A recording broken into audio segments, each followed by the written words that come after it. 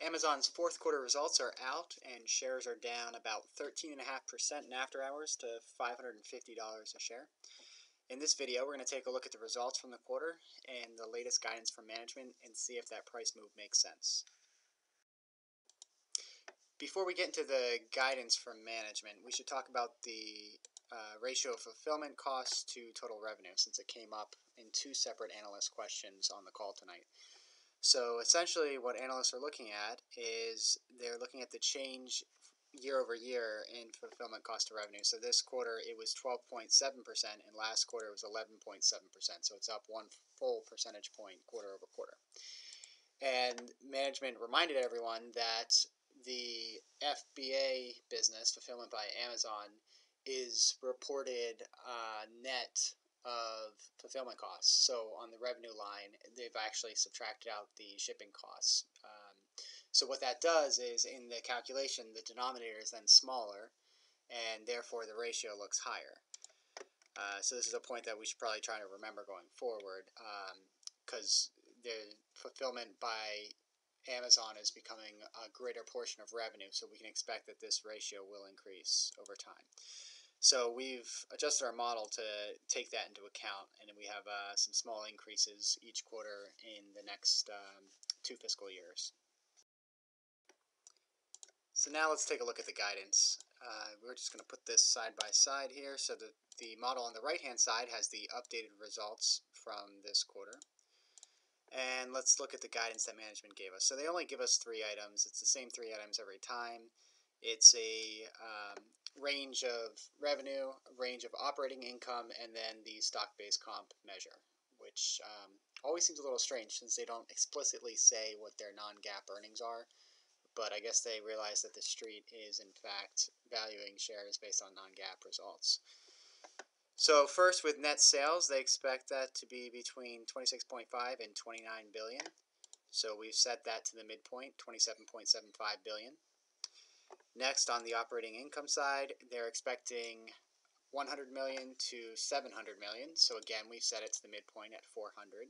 And if we take a look at where our model stood prior to this release, that's on the left-hand side of the screen, we were actually expecting about almost double the total operating income. So you can see why the price has dropped by so much. Let's go back to management's release here. The last item, stock-based compensation, they expect to be 600 million, which is about 40 million or so less than it was last quarter. So for that, you can scroll down to the non-GAAP section below our segment details, and you can see that we have set that right to 600 million, including the other operating expenses as well. So you can see we have that here, and we just add the two, add stock-based comp and other expenses to it. Most of the other expenses is amortization of intangibles, so I think that's why they report that together. So now after we put that guidance in, we did have to tweak some of our segment results going forward just based on this fourth quarter results. So if you take a look at the growth rate quarter over quarter for North America sales, it was a little bit lower than what we had for our fiscal year 2016. We just sort of trued it up so it's closer year over year. And it's same thing with our margin. So our margin was a little bit too high as well. Now for AWS, the margins have actually been growing pretty well, but we know that there's going to be a little bit of seasonality with that. So we brought that down in the fiscal first quarter. And we just basically have it stabilizing and increasing consistently for the next couple of quarters in 2016. So that's one area where our model could be wrong. Since management only gives guidance for the next quarter, it's a little bit difficult to project how all the analysts are going to change their models. So there could be a lot of variability when we see the updates tomorrow morning.